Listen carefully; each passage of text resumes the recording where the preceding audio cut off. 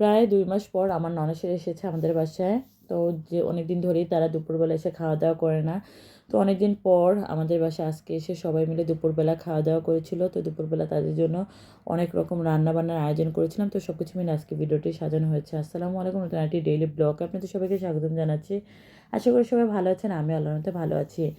এটা হলো রাতের বেলার ভিডিও, মানে বৃহস্পতিবার রাতের বেলার ভিডিও। তো রাত থেকে আমি রান্নাবান্না শুরু করে দিয়েছি, যেহেতু আমার ননদরা সবাই আগামীকালকে দুপুরবেলা আমাদের বাসায় খাবে। তো যেহেতু এখন দিনের বেলা একেবারেই ছোট, সব কিছু গুছিয়ে রান্না করতে অনেক দেরি হয়ে যাবে, তাই রাতের বেলা আমি সব কিছু গুছিয়ে রাখছি। আর এখানে আমি হাঁসের মাংস কিন্তু কষি, হাঁসের মাংস ভুনা করতেছি।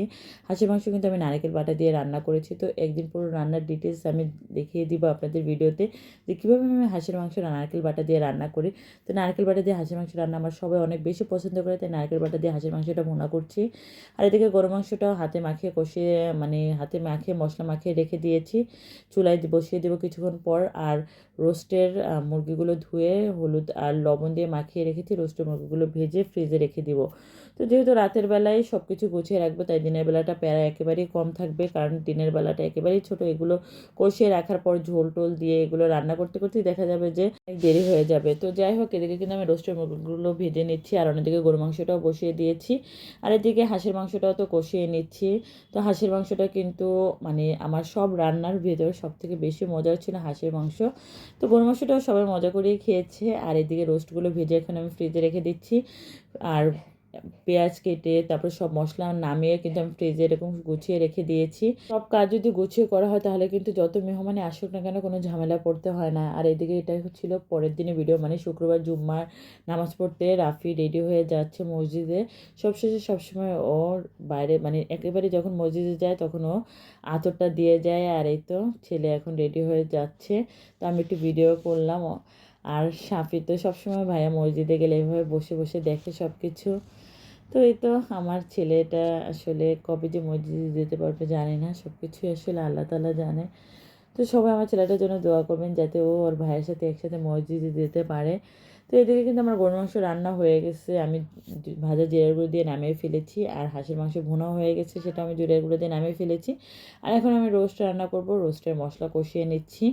আর অন্য চুলায় পোলার চালও ভেজে নিচ্ছি। পোলার চাল গাজর একসাথে মিক্সড করে আজকে আমি রান্না করব, মানে গাজর দিয়ে পোলাও রান্না করব। আর এদিকে আমি পোলাও পাতা দিয়েছি, দেশ থেকে পোলাও পাতা পোলাও পাতা গাছ আনা হয়েছিল, এগুলো আমাদের ছাদে লাগিয়েছি। তো পোলাও পাতা দিয়ে পোলাও রান্না করলে কিন্তু অনেক সুন্দর ঘ্রাণ আসে। তো এদিকে রোস্টের মশলা কষানোর পর কিন্তু আমি এখন রোস্ট দিয়ে দিয়েছি ভাজা রোস্টের মুরগিগুলো।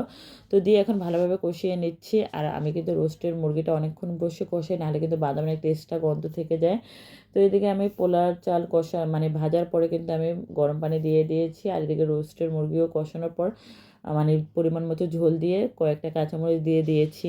পোলাওর পানি শুকানোর পর কিন্তু আমি এখানে কেওড়ার জল দিয়ে দিয়েছি।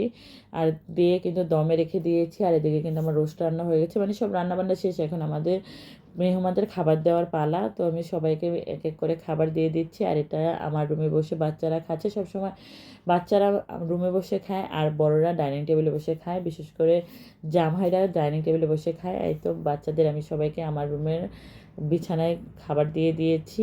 আর সবাই মিলে খাওয়া দাওয়া করতে করতে আমাদের খেতে খেতে মাগরিবের আজান দিয়ে দিয়েছে। তো মাগরিবের আজানের পরে সাফির বেলকনি দিয়ে দেখতেছে ওর ভাই, মানে রাফি আর মারিয়া র্যাকেট খেলতেছে। তো বেলকনি দিয়ে দেখবে, তাই একটু দাঁড় করিয়ে দিয়েছি। তো সে এখন তো দাঁড় করানোর পরে সে এখন নামতে চাচ্ছে, কিন্তু ভয় আর নামতেও পারতেছে না।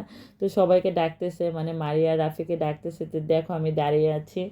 তো এই তো অনেকক্ষণ দাঁড়িয়ে থাকার পর এদিকে তো আমি চা নাস্তার ব্যবস্থা করেছিলাম। তো যেহেতু মাগরিবের পর পর ভাত খেয়েছি, তাই ওরকম বেশি কিছু খেতে ইচ্ছে করছিল না। চা জাল দিয়েছিলাম, সবার আগে একটু চা খেয়েছি গরম গরম, যেহেতু এখন শীতের দিন চা খেতে তো অনেক ভালো লাগে। আর চা মানে যখন ছাঁকনির মধ্যে ছাঁকতে গেছি তখন কিন্তু ছাঁকনি ভেঙে গেছে। ভাগ্যিস আমার পায়ে মানে চাগুলো পড়েনি, গরম চা, বড় একটা দুর্ঘটনা থেকে বেঁচেছি। তো সবাই চা খাওয়ার পরে কিন্তু এখন আমি গরম গরম পেঁয়াজু ভাজতেছি। আর এই পেঁয়াজুগুলো কিন্তু আমি চিংড়ি মাছ আর ডাল দিয়ে একসাথে মিক্সড করা পেঁয়াজু, এই পেঁয়াজুটা খেতে কিন্তু অনেক বেশি ভালো লাগে। তো এইদিকে আমি এগুলো সুন্দর করে এক এক করে দিয়ে দিচ্ছি। আর দিয়ে কিন্তু আমি অন্য চুলায় আবার, যেহেতু দুপুরবেলা মাংস রান্না করেছিলাম সেই মাংস ঝোল টোল এগুলো ছিল, তো ওগুলো দিয়ে এখন রাতের বেলার জন্য চাল ডাল দিয়ে আমি একটা খিচুড়ি রান্না করছি, পাতলা খিচুড়ি। যেটা আমাদের বাসায় সবাই অনেক পছন্দ করে। আর এদিকে পেয়ারা কেটে নিয়েছি, পেয়ারা খাচ্ছি সবাই মিলে। তো পেয়ারা খেতে খেতে বড়া একদিকে ভাজতেছি, বড়াগুলো ভাজা হলে সবাই মিলে গরম গরম বড়া ভাজা খাবো। তো এই তো সবাই এখন চলে যাবে। আর আজকে কাউকে ওরকম ভিডিওতে দেখাইনি, যেহেতু অনেক দিন পর এসেছে, তাই সবাই মিলে অনেক গল্প করেছিলাম, তাই ভিডিও করার কথা ওরকম মনেও ছিল না। যতটুকু রান্না করে এসেছি তখনই ভিডিওটা শ্যুট করেছি। যাই হোক, এদিকে খিচুড়িও কিন্তু আমি ঝোল দিয়ে দিয়েছি, আর খিচুড়িও কিন্তু হয়ে গেছে। আজ তবে এখানেই বিদায় নিচ্ছি, দেখা হবে পরবর্তী ব্লগে। পর্যন্ত সবাই ভালো থাকবেন, সুস্থ থাকবেন, আল্লাহ হাফেজ।